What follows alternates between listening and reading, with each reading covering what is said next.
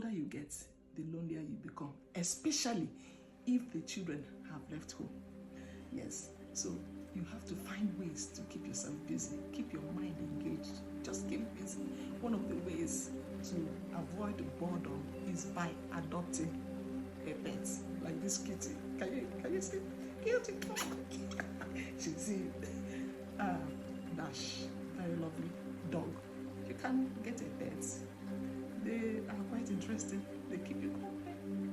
Very intelligent creatures. You will not believe it. All right. So that's all for now. Don't bite me. God bless you. Shalom. Please keep sharing.